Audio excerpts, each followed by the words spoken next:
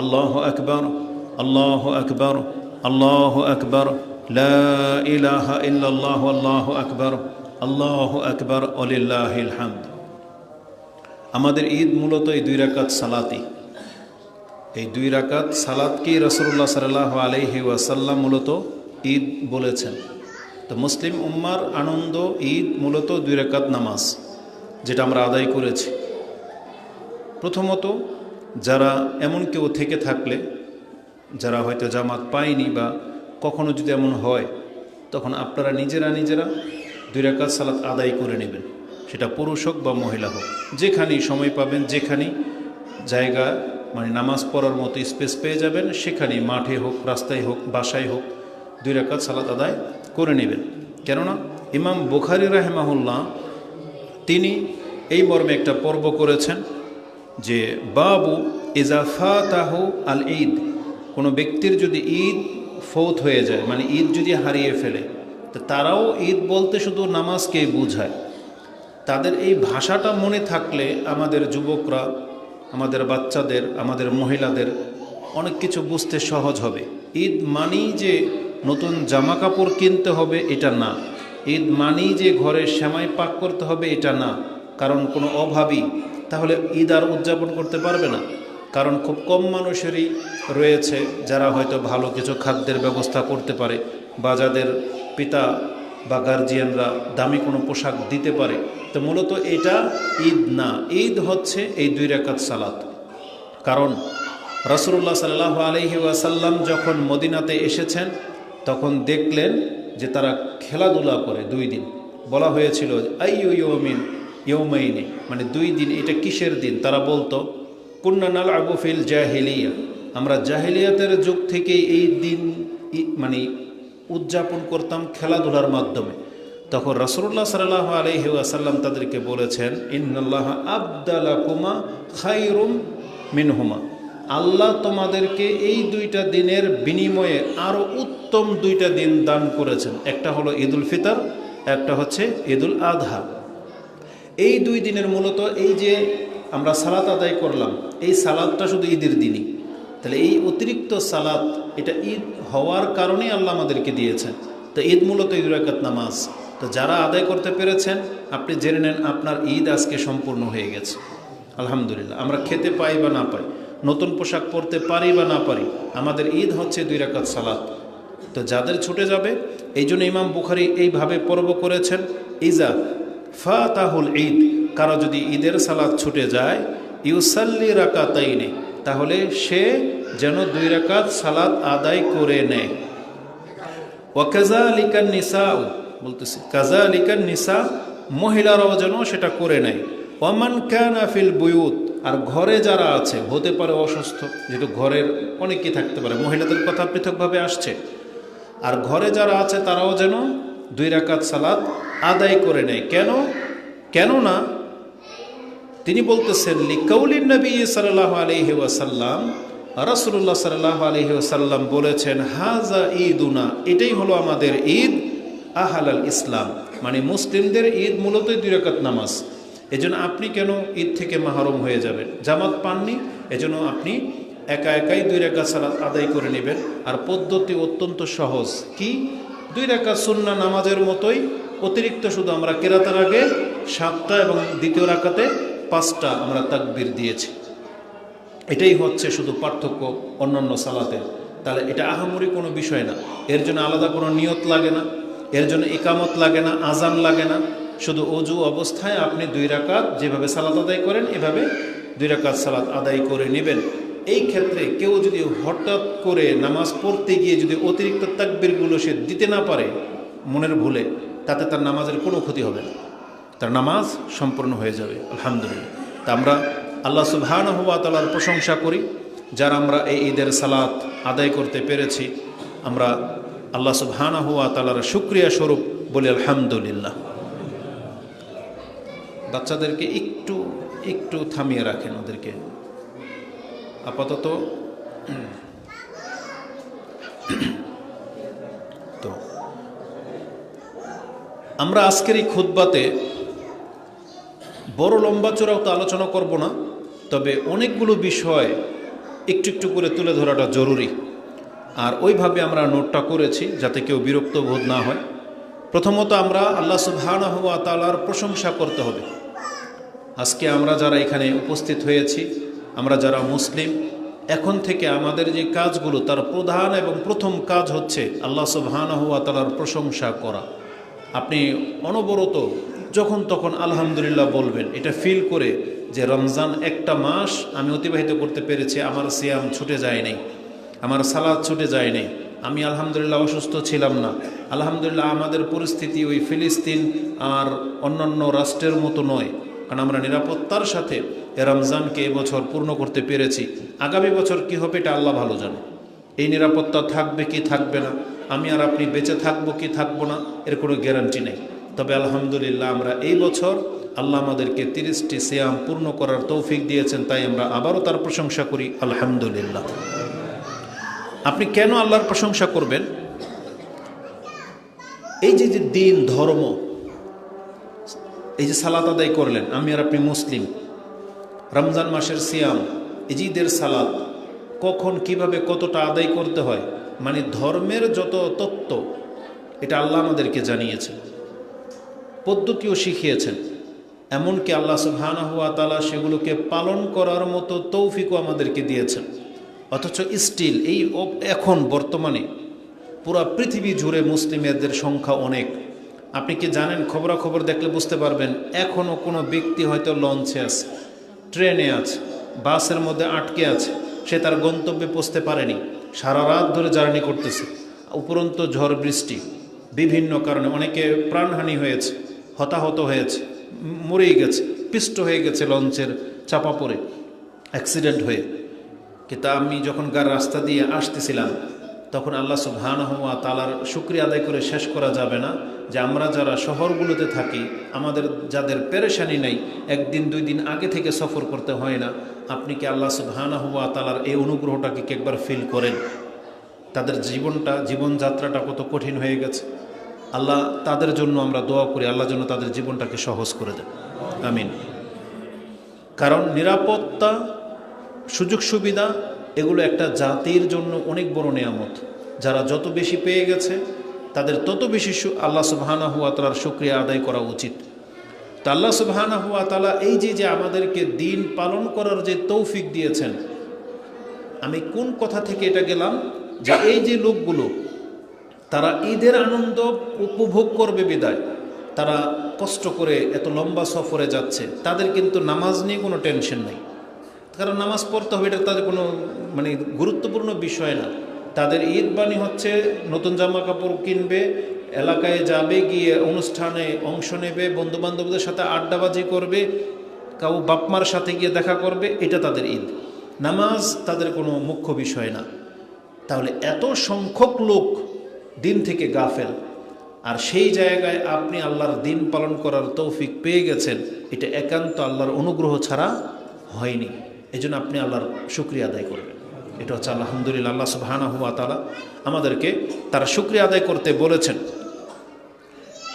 কয়েকটি কারণে আল্লাহ সুবহানাহু ওয়া তাআলা ইঙ্গিত করেছেন। এক, সবথেকে মুখ্য বিষয়, রমজান মাসের আয়াতগুলো নাজিল হওয়ার পরে আল্লাহ একটা কথা বলেছেন। কি বলেছেন? আল্লাহ বলেছেন, ইউরিদুল্লাহু বিকুমুল ইউসরা ওয়ালা ইউরিদু বিকুমুল উসরা। আল্লাহ বলেছেন, আমি তোমাদের জন্য মূলত কঠিন করতে চাই না, বরং আমি আল্লাহ তোমাদের জন্য সহজ করতে চাই। তার মানে আল্লাহ আমাদের দিনকে বনী ইসরাঈলদের চাইতে অনেক বেশি সহজ করেছেন, এবং আপনার আমার জীবন কিন্তু অত্যন্ত সহজ। যারা লেবার নন, মানে একেবারে কঠিন পরিশ্রম করেন না, যাদের আর্থিক সচ্ছলতা রয়েছে, যাদের সংসার চলে যাচ্ছে, যাদেরকে 12 ঘন্টা গাধার মতো খাটতে হয় না, তারা রাত্রে কিয়াম করতে পেরেছেন। দিনের বেলা যার ডিউটি বলে কোনো টেনশন ছিল না। আপনি আর আমি কি ওই ব্যক্তিদের মতো যারা ফজরের পর থেকে আবার কাজ করতে হয়েছে? সে কিভাবে রাত জাগবে? তাহলে বোঝা যাচ্ছে যারা রাত জেগেছেন তারা আল্লাহর পক্ষ থেকে একটা সময় পেয়েছেন, অবসর, একটা সুযোগ। কিন্তু অনেকে সেটা কাজে লাগিয়েছে, অনেকে কাজে লাগায়নি।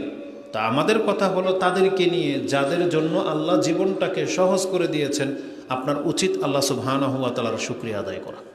এই জন্য আমরা আবারও বলি আলহামদুলিল্লাহ। আমরা আল্লাহ সুবহানাহু ওয়া তাআলার প্রশংসা করতে পারি এই আলহামদুলিল্লাহ বাক্য দিয়ে, অথবা আপনি বলতে পারেন আলহামদুলিল্লাহিল্লাযী বিনি'মাতিহি তাতিম্মুস সালিহাত। কারণ যখন কোনো বিষয় সুষ্ঠুভাবে পূর্ণ হয়ে যেত, রাসূলুল্লাহ সাল্লাল্লাহু আলাইহি ওয়াসাল্লাম তখন এভাবে বলতেন আলহামদুলিল্লাহিল্লাযী বিনি'মাতিহি তাতিম্মুস সালিহাত। সমস্ত প্রশংসা সেই সত্তার যার অনুগ্রহে আমার এই সৎ কাজটি সম্পূর্ণ হয়েছে বা হলো। তো এটা আমাদের প্রত্যেককে এইভাবে আল্লাহ সুবহানাহু ওয়া তাআলার প্রশংসা করা উচিত। আরেকটা বাক্য, একজন সাহাবী তিনি নামাজে এইভাবে প্রশংসা করেছিলেন, যার প্রশংসাটা ফেরেশতারা কারাকারি করে কে আগে নেবে এইভাবে আকাশে উঠিয়েছিলেন। তিনি বলেছিলেন আলহামদুলিল্লাহি হামদান কাসীরান তাইয়িবান মুবারাকান ফিহ। অতিরিক্ত যোগ করতে পারেন কামা ইউহিব্বু রাব্বুনা ওয়া ইয়ারদা। যেভাবে আল্লাহ পছন্দ করেন এবং যেভাবে আল্লাহ সন্তুষ্ট হয়ে যান, আমি আল্লাহ তোমার সেই বাক্য দিয়ে প্রশংসা করতেছি। তো এটা হচ্ছে প্রশংসার বাক্য। আরেকটা সূক্ষ্ম দিক আপনাদেরকে লক্ষ্য করে বলি, এটা অনুধাবন করার বিষয়। এটা যে যত বেশি অনুধাবন করবেন, ভাববেন, আপনি আপনার কাছে বিষয়টা স্পষ্ট হয়ে যাবে। সেটা হচ্ছে আল্লাহ সুবহানাহু ওয়া তাআলা নিজে, একটা হলো আমাদের মেন্টালিটি থেকে আমরা বলবো যে আপনি যেটা বুঝছেন সেটা বাচ্চাদেরকে শেখাচ্ছেন, কিন্তু ওই তথ্যটা স্বয়ং আল্লাহ আপনাকে আমাকে দিচ্ছে। যেমন আমরা ইমামরা বা আমরা যারা যতটুকুই জানি, আমরা অনেক সময় বলি যে আলহামদুলিল্লাহ যে আমরা নামাজটা পূর্ণ করতে পেরেছি, আলহামদুলিল্লাহ আমরা এই যে সিয়াম রাখলাম, এটা আমরা বলি আমাদের সেন্স থেকে। কিন্তু আপনি আশ্চর্য হবেন, এইটাই আল্লাহ আমাদেরকে শিক্ষা দিয়েছেন। কোত্থেকে পেলেন আপনি এটা?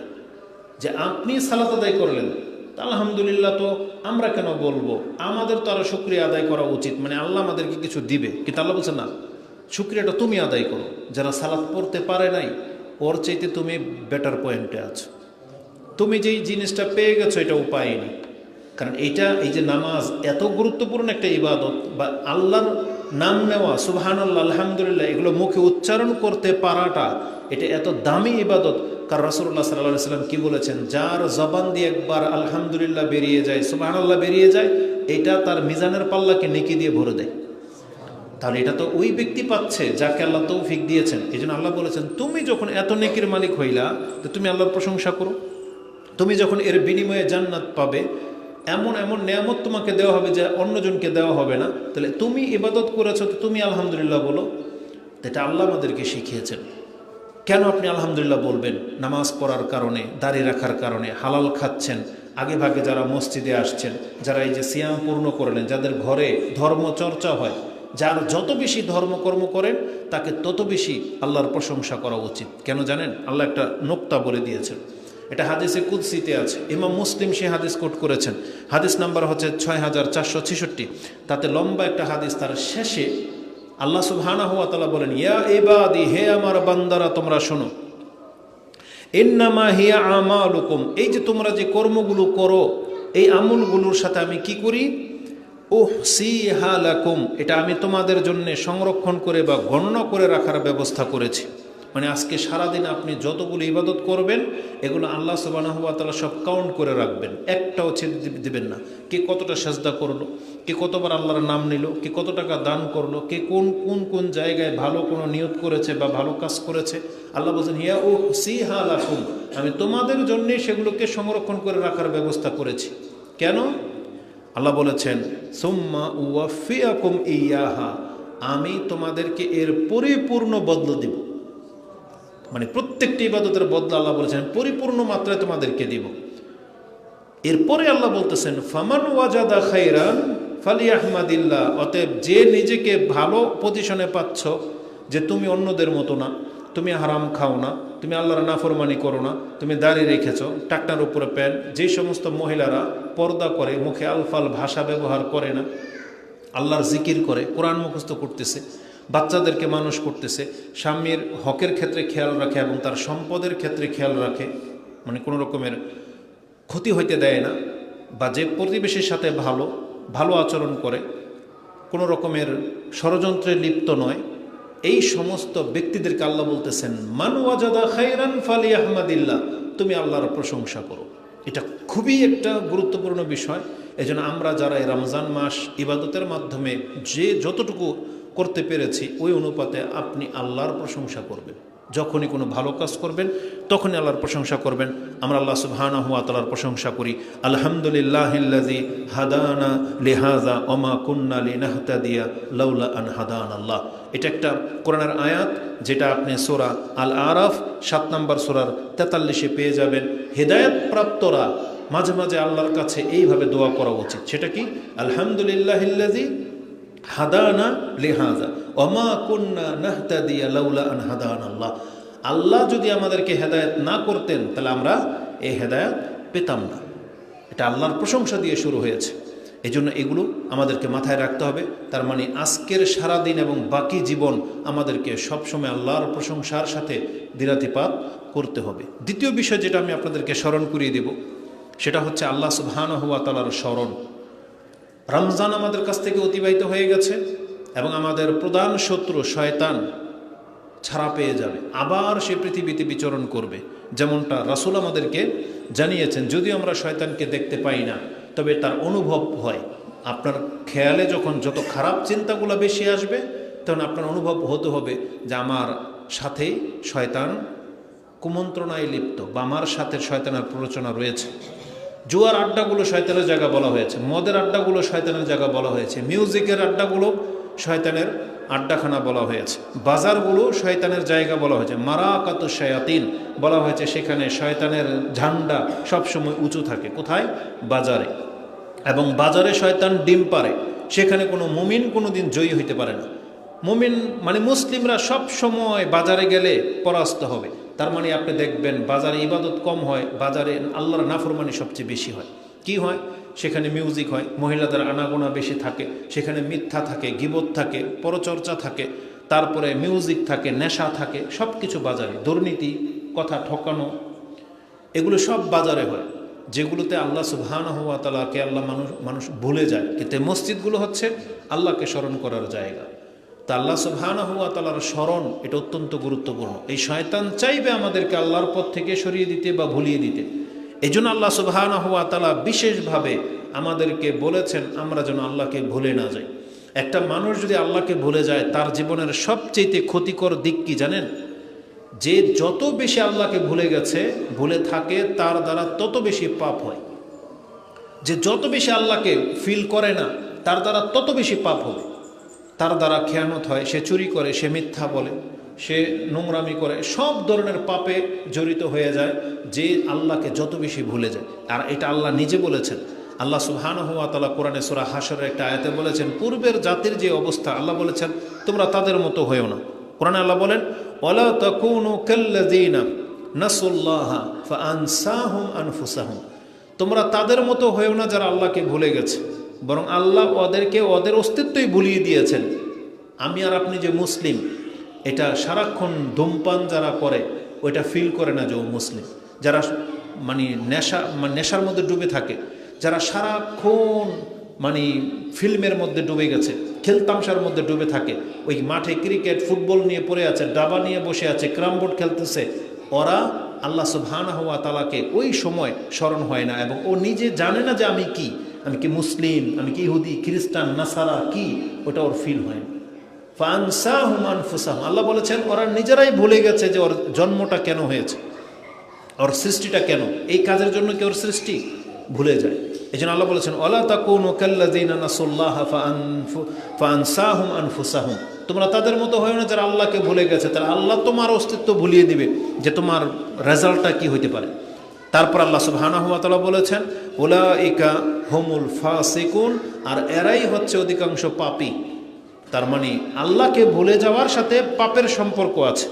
এজন্য আমাদের উচিত নয়, কারণ শয়তান কিন্তু আমাদেরকে সব সময় কষ্টে ফেলতে চায় আর আমাদেরকে ভুলিয়ে দেয়। এটা শয়তানের কাজ, যেটা আপনি সূরা তহাতে পেয়ে যাবেন। আমি খুব শর্ট করে কথাটাকে পয়েন্ট টু পয়েন্ট আপনার কাছে উল্লেখ করতেছি। যদি প্রত্যেকটা কথার দলিল বা প্রত্যেকটা কথার এক একটা খুতবা লেগে যাবে, আল্লাহর প্রশংসা নিয়ে একটা খুতবা লেগে যাবে, আল্লাহর স্মরণ নিয়ে একটা খুতবা লেগে যাবে। কিন্তু আমি জাস্ট আপনাকে স্মরণ করে দিতে চাচ্ছি, আমরা যারা রমজানের সিয়াম পালন করেছি, এখন আমরা যেন আল্লাহকে আর ভুলে না যাই। আমাদেরকে আল্লাহকে স্মরণ রাখতে হবে। এই স্মরণ রাখার ক্ষেত্রে আল্লাহ সুবহানাহু ওয়া তাআলা কতটা গুরুত্ব দিয়েছেন আপনারা জানেন। বড় গ্যাদারিংয়ের পরে বা ফরজ ইবাদতের পরে আল্লাহ সব সময় এক্সট্রা একটা আদেশ করেছেন যে তুমি আল্লাহকে স্মরণ করো। আপনি স্মরণ করে দেখেন তো, ওই জুমার সালাতের পরে আল্লাহ বলেছে না, ফান্তাশিরু ফিল আরদ ওয়াবতাগু মিন ফাদলিল্লাহ ওয়াজকুরুল্লাহা কাসীরান লাআল্লাকুম তুফলিহুন। জুমার নামাজ শেষ হয়ে যাবে, তোমরা জমিনে ছড়িয়ে পড়ো, দেখো আল্লাহর রিজিক কোথায় আছে তালাশ করো, তবে সেখানে গিয়ে আল্লাহকে সবচেয়ে বেশি স্মরণ করবে। পাঁচ ওয়াক্ত সালাতের পরে সালাম ফিরানোর পর আমরা কি করি? রাসূল সাল্লাল্লাহু আলাইহি ওয়াসাল্লাম কি করতো? লম্বা সময় বসে বসে জিকির করতেন। হজের পরে, হজ শেষ হয়ে যাওয়ার পরে আল্লাহ তাদেরকে কি আদেশ করেছেন? ফাইজা কাদাইতুম মানাসিকাকুম ফাযকুরুল্লাহা কাযিকরিকুম আবাআকুম আও আশাদ্দা যিকরা। উমরা তাওয়াফ যখন শেষ হয়ে যায়, চুল মন্ডন করে ফেলেন, তখন যখন হজের মূল কাজগুলো শেষ হয়ে যায়, আল্লাহ বলেছেন তুমি অন্য কাজে ব্যস্ত হয়েও না, কেনাকাটায় আর গপ্প গুজবে আড্ডাবাজিতে ঘোরাফেরায়, বরং তুমি আল্লাহকে অধিক মাত্রায় স্মরণ করো। এই রমজানের ব্যস্ততার পর ঠিক আমাদের ওই দায়িত্বটা পালন করতে হবে, যেভাবে আমরা রমজানে আল্লাহ সুবহানাহু ওয়া তাআলার জন্য আমরা সালাত আদায় করতাম, কোরআন তেলাওয়াত করতাম, তাহলে এই রমজানের পরের দিনগুলোতেও আমাদেরকে এই ইবাদতের মাধ্যমে আল্লাহ সুবহানাহু ওয়া তাআলাকে স্মরণে রাখতে হবে। আর আল্লাহকে স্মরণ করা মানে শুধু তাসবিহ জপা না, বরং প্রত্যেকটা ইবাদতের হুকুম আহকাম মেনে চলাটাই হচ্ছে আল্লাহ সুবহানাহু ওয়া তাআলাকে স্মরণ করা। আমরা আল্লাহ সুবহানাহু ওয়া তাআলার কাছে সাহায্য চাইব, কারণ আল্লাহ সুবহানাহু ওয়া তাআলার কাছে সাহায্য ছাড়া এই কাজগুলো কেউ করতে পারবে না। এই জন্য রাসূলুল্লাহ সাল্লাল্লাহু আলাইহি ওয়াসাল্লাম বিশেষ করে মুআজ বিন জাবালকে বলেছিলেন, ইন্নী উহিব্বুকা ইয়া মুআজ, আমি তোমাকে অনেক বেশি ভালোবাসি মুআজ, তুমি নামাজের সালাম ফেরানোর পর এই দোয়া না করা ছাড়বে না। সেটা কি? মানে না করে তুমি ক্ষান্ত থাকবে না, অবশ্যই পড়বে যে আল্লাহুম্মা আইন্নি আলা যিকরিকা ওয়া শুকরিকা ওয়া হুসনে ইবাদাতিকা। এই যে দুইটা পয়েন্ট আমাদের আলোচনা হয়ে গেছে। আল্লাহুম্মা আইন্নি আলা যিকরিকা, এই যে আল্লাহ তুমি আমাকে শুকুর গুজার বান্দা বানাও, মানে তোমাকে স্মরণকারী বান্দা বানাও। অশুকরিকা, আর তোমার শুকরিয়া আদায়কারী বান্দা বানাও, যেটা একটু আগে প্রথমে বলেছে যে আমাদেরকে আলহামদুলিল্লাহ বলা উচিত। এবং ওয়া হুসনে ইবাদাতিকা, এবং আমাদেরকে তোমার উত্তম ইবাদতকার বান্দা বানাও। এটা আল্লাহর কাছে সাহায্য চাইতে হবে। 3 নম্বর পয়েন্ট যেটা আমরা আপনাদেরকে উল্লেখ করে দেব, কারণ এগুলো অত্যন্ত গুরুত্বপূর্ণ বিষয়। এ রমজান মাসে যে ইবাদতগুলোর মাধ্যমে আপনি এই পর্যন্ত এসেছেন, সেই প্রত্যেকটা ইবাদত অনেক দামি। আপনি জানেন এগুলো কবুল হলে কি হবে আর কবুল না হলে কি হবে। কবুল না হলে আমি আর আপনি লাঞ্ছিত হব, ক্ষতিগ্রস্ত হব, আর কবুল হলে এর বিনিময়ে আল্লাহ সুবহানাহু ওয়া তাআলা আমাদেরকে জান্নাত দিয়ে দিতে পারেন। এটা অনেক বড় ব্যাপার। এই জন্য ইবাদত কবুল হওয়া না হওয়া নিয়ে আমাদেরকে ভয় থাকতে হবে। যখনই আমরা কোনো ইবাদত করব, চেষ্টা করবেন এমন ইখলাসের সাথে করতে যেন আল্লাহ সেটা কবুল করেন। সেটা দিয়ে দিলাম হয়ে গেল তা না, যেটা আমরা ফেতরার ক্ষেত্রে করি, যেটা আমরা জাকাতের ক্ষেত্রে করি, আমরা খামখেয়ালি মানে নিজের উদাসীনতার সাথে মন যা চায় তা করে ফেলতেছেন। ইবাদতের নিয়ম নীতি পদ্ধতি, স্থান, সময়, ব্যক্তি কিছুই পরবা করতেছে না, নিজের স্বেচ্ছাচারিতাটা করতেছেন, যেটা ফেতরার ক্ষেত্রে বাঙালি মুসলিমরা সবচেয়ে বেশি করে। জাকাতের ক্ষেত্রে করে, যা ইচ্ছা তাই করে। বড় বড় কোম্পানির মালিকগুলো জাকাত দেয় কীভাবে? ওই 150 টাকা দামের কাপড় সিরিয়াল ধরে মিডিয়ার সামনে ধাক্কাধাক্কি পারাপারে, এইভাবে জাকাত শোভা পায় না।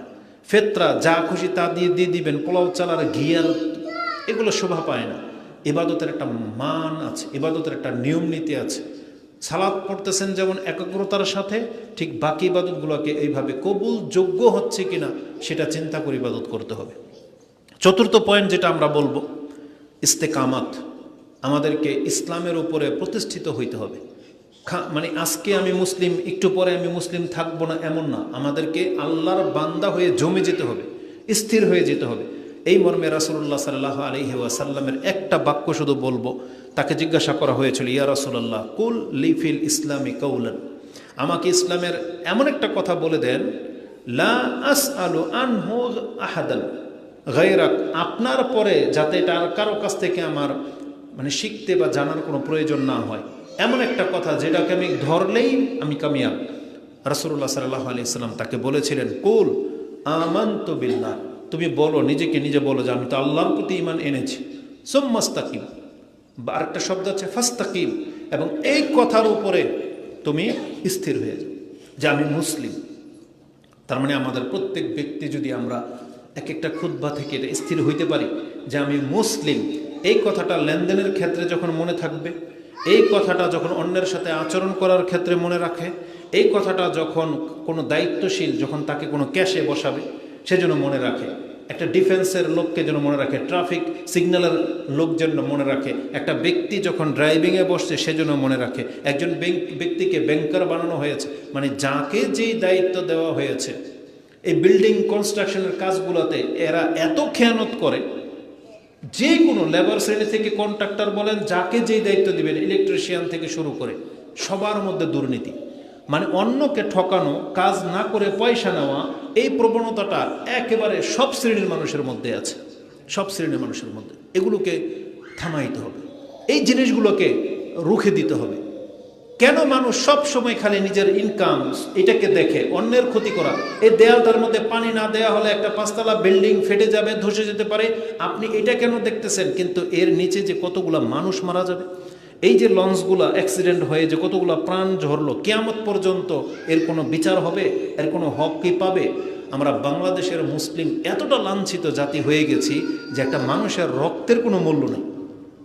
অথচ এই ঘটনাটা যদি সৌদি আরব ঘটতো, এই লঞ্চ ফ্যাক্টরির মালিকের কি অবস্থাটা হতো, এই ড্রাইভারের কি হইতো, এই নিয়ম নীতির কি হইতো, এই টার্মিনালের কি হতো? কারণ তারা মানুষের রক্তের মান বোঝে। এখন পর্যন্ত একটা মুসলিমের রক্তের মান আছে, রাস্তাঘাটে কোনো মুসলিমের লাশ পড়ে থাকবে না সৌদি আরব, কুকুরের লাশও না। কিন্তু বাংলার জমিনে মুসলিমের লাশ পড়ে থাকে, ধরার মতন কেউ নেই। সব জায়গার মধ্যে এই কারাপশন শুরু হয়ে গেছে। না, এটা হওয়ার না। আমি মুসলিম, এটার উপরে যেই ব্যক্তি স্থির হয়ে যেতে পারবে তার দ্বারা ক্ষয়ক্ষতি কম হবে। কারণ মুসলিম কোনোদিন কোনো ব্যক্তিকে ক্ষতি করতে পারে না, কারণ মুসলিম হচ্ছে কল্যাণকামী। কুনতুম খায়রা উম্মাহ উখরিজাত লিন-নাস, আল্লাহ বলেছেন তোমরা হইলা উত্তম জাতি, তোমাদেরকে আমি বের করে নিয়ে এসেছি মানুষের কল্যাণের জন্য। কিন্তু আমরাই সবচেয়ে বেশি মানুষের অকল্যাণ করে থাকি, মানুষের সম্পদ সম্মান আমরাই বেশি সবচেয়ে নষ্ট করে থাকি। না, এটা কাম্য নয়। তো তাকে বলা হয়েছিল যে তুমি বলো আমানতু বিল্লাহ সুম্মা ইসতাকিম, তুমি বলো যে আমি আল্লাহর প্রতি ঈমান এনেছি, আর এই কথাটার উপরে তুমি জমে যাও। তার মানে আমাদের মুসলিমরা যদি আমরা ইসলাম পালন করি, তাহলে আমাদের আর এত কোনো কিছু পেরেশানি হওয়ার কথা ছিল না। এটাকে মাথায় রেখেন। এটা ইমাম মুসলিম 64 নম্বর হাদিসে পেয়ে যাবেন, ইমানের অধ্যায়, এবং মুসনাদে আহমদে 15416 রয়েছে। পঞ্চম যে বিষয়টা আমরা বলবো সেটা হচ্ছে আমাদের নারীদেরকে, আমাদের মহিলা যারা আছেন, এই কথাগুলো মূলত তাদের জন্য, এমন না যে এটা শুধু পুরুষদের জন্য। আমাদের খুতবাতে যারা উপস্থিত হন, আমাদের নেটে আমাদের বক্তব্য যারা দেখেন, এবং মাইকের সাউন্ড যতদূর পর্যন্ত যাবে, আমাদের মুসলিম নারীদেরকেও মনে রাখতে হবে যে খুতবাগুলো শুধু পুরুষদের জন্য না, এই কোরআন হাদিস মহিলাদের জন্য, নারীদের জন্য। এজন্য এগুলো গুরুত্বের সাথে নিতে হবে এবং অনুধাবন করতে হবে। বিশেষ করে সুন্নাহ হিসাবে ঈদের দিনের খুতবাতেই রাসূলুল্লাহ সাল্লাল্লাহু আলাইহি সাল্লাম পৃথকভাবে নারীদেরকে উপদেশ দিতেন। তার মধ্য থেকে একটা উপদেশ এই যে তিনি বিশেষভাবে নারীদেরকে বলতেন, ইয়া মাশারান নিসা, হে মহিলা সমাজ, তাসাদ্দাকনা, তোমরা দান সাদকা করো, ওয়া আকসিরনাল ইস্তিগফার, এবং তোমরা অধিক মাত্রায় আল্লাহর কাছে ক্ষমা চাও। ফা ইন্নী রাআইতুকুন্না আকসারা আহলিন নার, কেননা আমি তোমাদেরকে অধিকাংশদেরকে জাহান্নামে দেখেছি। রাসূলুল্লাহ সাল্লাল্লাহু আলাইহি সাল্লাম বলেছেন মহিলাদেরকে সতর্ক করে, পৃথিবীর সমস্ত মহিলাদের মধ্যে অধিকাংশ মহিলারাই জাহান্নামে যাবে, তবে তোমরা মুসলিম মহিলা তোমরা কি করো, তোমরা দান সাদকা করো, আর যত সম্ভব বেশি ইস্তিগফার করো। মানে ক্ষমা চাওয়ার ক্ষেত্রে বেশি শব্দটা ব্যবহার করা হয়েছে, দান সাদকা করার ক্ষেত্রে তার সাধ্যের উপরে ছেড়ে দেওয়া হয়েছে। এই জন্য বলা হয়েছে ইয়া মাশারান নিসা তাসাদ্দাকনা, তোমরা যথাসম্ভব দান সাদকা করো, ওয়া আকসিরিনাল ইস্তিগফার, তোমরা অধিক মাত্রায় আল্লাহর কাছে ক্ষমা চাও। তাহলে মহিলারাই শুধু ক্ষমা চাবে না, আমরা এটা জানলাম যে জাহান্নামের আগুন থেকে বাঁচার একটা পথ হচ্ছে ক্ষমা চাওয়া। বেশি বেশি ক্ষমা চাইতে হবে আর দান সাদকা করতে হবে। দান সাদকার পয়েন্টে যখন এসেছি, আপনি জানেন এই হাদিস শোনার পরে, মানে রাসূলুল্লাহ সাল্লাল্লাহু আলাইহি সাল্লাম যখন মহিলাদের পাশ দিয়ে যাচ্ছিলেন আর বললেন যে তোমরা দান সাদকা করো, বেলাল রাদিয়াল্লাহু তাআলা আনহু তার কাপড়কে ধরেছিলেন। কতক মহিলা তাদের কানের দুল, নাকের ফুল, হাতের আংটি খুলে দিয়ে দিয়েছিল, স্বর্ণের খুলে দিয়ে দিয়েছিল। তা আমাদের মহিলাদের ওই সামর্থ্য হয়তো নাই, কিন্তু যতদূর সম্ভব আমাদের উচিত সাধ্য অনুযায়ী দান সাদকা করা। এবং এই মসজিদের ক্ষেত্রে আপনারা যারা আছেন সবসময় নজর রাখেন, এখনও কিছু ইটের টাকা বালুর টাকা বাকি আছে, কোনো না কোনো ভাই এই দায়িত্ব যদি নিয়ে নেয় আমার মনে হয় সহজ হয়ে যাবে। এই জন্য আপনারা খোঁজখবর রাখবেন। এই ধরনের মসজিদগুলো যেগুলো নির্মাণ হয়েছে এবং হচ্ছে, আল্লাহ সুবহানাহু ওয়া তাআলা যেন মুসলিমদের প্রত্যেকটা মসজিদকে যেন প্রতিষ্ঠিত করে দেন, বলেন আমিন। এবং আমাদের ঋণ যেটা মসজিদের আছে এগুলো যেন আল্লাহ সুবহানাহু ওয়া তাআলা খুব দ্রুত চুকিয়ে দেওয়ার ব্যবস্থা করে দেন, কোনো না কোনো ব্যক্তির মাধ্যমে, কোনো না কোনোভাবে। আল্লাহ আমাদেরকে তুমি সাহায্য করো, আমিন। তো বলছিলাম যে আমাদের নারীদেরকেও এই খুতবাগুলোকে গুরুত্ব দিতে হবে। ষষ্ঠ বিষয় যেটা আমি আপনাদেরকে বলবো সেটা হচ্ছে, এখন রমজান চলে গেছে, শাওয়ালের আজকে 1 তারিখ। রাসূলুল্লাহ সাল্লাল্লাহু আলাইহি ওয়াসাল্লামের হাদিসের ভাষ্য অনুযায়ী আজকের দিনটি শুধু সিয়াম রাখাটা আমাদের জন্য নিষেধ। এখন কালকে থেকে কেউ চাইলেই নফল সিয়াম রাখতে পারেন। আর আমরা জানি রাসূলুল্লাহ সাল্লাল্লাহু আলাইহি ওয়াসাল্লাম আমাদেরকে একটা সুসংবাদ দিয়েছেন, যারা রমজানের সিয়ামগুলো পূর্ণ করবে তারপরে সুম্মা আতবা সিত্তাম মিন শাওয়াল কানা কাসিয়ামিদ দাহর, যেই ব্যক্তি রমজানের পরে এখন আরও এই শাওয়াল মাসে 6টা সিয়াম রাখবে, তাহলে এই 6টা সিয়াম আর রমজানের মিলে আল্লাহ তাকে 1 বছরের নেকি লিখে দিবেন। আমরা কিন্তু রমজান মাসে যে সিয়াম রেখেছি এটা কি নফল ছিল না ফরজ? ফরজ। আর এই 6টা সিয়াম নফল। কিন্তু গুরুত্বটা এত, এই 6টা নফল সিয়ামকে আল্লাহ আপনাকে নেকি দিবে ফরজ সিয়ামের সমান। কেন? কারণ রমজান মাসের সিয়াম তো ফরজ, আল্লাহ 1 বছরের ফরজ সিয়াম রাখার নেকি দিচ্ছেন, তার সাথে 6টা কি নফল, অথচ আপনি নেকি পেয়ে যাচ্ছেন ফরজের। এই যে গুরুত্বের সাথে এটাকে চেষ্টা করবেন। এই ক্ষেত্রে কিছু মাসলা মাসাইল আসবে যেটা আপনারা ইমামদের কাছ থেকে জেনে নেবেন যে কাজা আগে নাকি 6 সিয়াম আগে। তবে সবচেয়ে রাজে বা প্রাধান্যযোগ্য বা যেটাকে গুরুত্ব দিতে হবে সেটা হচ্ছে না আগে কাজাটাকে আগে করে নেন। যারা 30 পূর্ণ হয়ে যাবে তারপরে সম্ভব হলে আপনি 6টা পালন করবেন। কেউ যদি কাজা করতে করতে এই শাওয়াল মাসও পার হয়ে যায়, পরের মাসও যদি চলে যায়, তারপরও সে সৌদি আরবের ওলামাদের ফতোয়া যেটা শুনলাম যে তারপরও সে আরেক মাসে গিয়ে 6টা রাখবে। রমজানের সিয়াম 30টা পূর্ণ হইতে হবে, তারপরে হচ্ছে শাওয়ালের 6টা। এটা হচ্ছে তাদের মত, আল্লাহ ভালো জানে। তো রাসূলুল্লাহ সাল্লাল্লাহু আলাইহি সাল্লাম বলেছেন, মান সামা রমাদান সুম্মা আতবা সিত্তাম মিন শাওয়াল কানা কাসিয়ামিদ দাহর। ইমাম মুসলিম 2648 এই হাদিসটা এনেছেন, যেটাতে বলা হয়েছে যে 1 বছরের সিয়ামের নেকি আপনাকে দিয়ে দেওয়া হবে। রাসূলুল্লাহ সাল্লাল্লাহু আলাইহি ওয়াসাল্লাম আমাদেরকে বলেছেন শুধু 6টা সিয়াম না, যারা রমজানের সিয়াম পালন করেছেন আপনার মর্যাদা হলো এখন থেকে প্রত্যেক মাসে যদি আপনি 3টা করে সিয়াম পালন করে নেন, তাহলে আপনার মর্যাদা হবে সারা বছর সিয়াম পালন করা ব্যক্তির মতো। রাসূল বলেছেন সাওমু সালাসাতি মিন কুল্লি শাহর, প্রত্যেক মাসের 3টা সিয়াম, ও রমাদানা ইলা রমাদানা সাওমুদ দাহর, আর রমজান মাসের সিয়াম হচ্ছে 1 বছর পূর্ণ হওয়ার মতো। তার মানে যেই ব্যক্তি রমজানের সিয়াম পালন করেছেন এটা আপনার এমন যোগ্যতায় পৌঁছে গেছে, এখন প্রত্যেক মাসে 3টা করে সিয়াম রাখলেই আপনি সারা বছর সিয়াম থাকার নেকিটা পেয়ে যাচ্ছেন। আল্লাহ তুমি আমাদেরকে তৌফিক দান করো, আমিন। আমরা আল্লাহর কাছে দোয়া করি যে ইবাদতগুলো আমরা করেছি আল্লাহ তুমি এগুলোকে কবুল করো। আল্লাহুম্মা তাকাব্বাল মিন্না সিয়ামানা ওয়া কিয়ামানা ওয়া রুকুআনা ওয়া সুজুদানা ওয়া তিলাওয়াতাল কুরআন। আল্লাহুম্মা ইন্নাকা আফুউন তুহিব্বুল আফওয়া ফাআফু আন্না। রব্বানা আতিনা ফিদ দুনিয়া হাসানাহ ওয়া ফিল আখিরাতি হাসানাহ ওয়া কিনা আযাবান নার। আল্লাহুম্মা লা তাদা লানা যামবান ইল্লা গফারতা ওয়া লা দাইনান ইল্লা কাদাইতা ওয়া লা হাজাতান ইল্লা কাদাইতা ওয়া লা মারিদান ইল্লা শাফাইতা ওয়া লা মুবতালান ইল্লা আফাইতা ইয়া হাইয়্যু ইয়া কাইয়্যুম বিরহমাতিকা আস্তাগীস। আল্লাহুম্মা ইন্না নাসআলুকাল হুদা ওয়াত তুকা ওয়াল আফাফা ওয়াল গিনা। আল্লাহুম্মা আতি নুফুসানা তাকওয়াহা ওয়া যাক্কিহা আনতা খায়রু মান যাক্কাহা আনতা ওয়ালিয়ুহা ওয়া মাওলাহা। আল্লাহুম্মা আইন্না আলা যিকরিকা ওয়া শুকরিকা ওয়া হুসনি ইবাদাতিকা। আল্লাহুম্মা ইন্না নাসআলুকাল জান্নাহ। আল্লাহুম্মা ইন্না নাউযু বিকা মিনান নার। আল্লাহুম্মা ইন্না নাসআলুকাল খায়রা কুল্লাহ আল্লাহুম্মা ইন্না নাসআলুকাল খায়রা মা সালাকা আবদুকা ওয়া নাবিয়ুকা মুহাম্মাদুন সাল্লাল্লাহু আলাইহি ওয়াসাল্লাম ওয়া ইবাদুকা সালিহিন। আল্লাহুম্মা ইন্না নাউযু বিকা মিনাশ শাররি মাস্তাআযা বিকা মিন নাবিয়িকা ওয়া রাসূলিকা মুহাম্মাদুর রাসূলুল্লাহ সাল্লাল্লাহু আলাইহি ওয়াসাল্লাম ওয়া ইবাদুকা সালিহুন। আল্লাহুম্মা ইন্না নাসআলুকাল জান্নাতা ওয়া মা কাররাবা ইলাইহা মিন কাওলিন ওয়া আমাল। اللهم إنا نعوذ بك من النار وما قرب إليها من قول وعمل عيدكم مبرور تقبل الله منا ومنكم عن صالح الأعمال السلام عليكم ورحمة الله وبركاته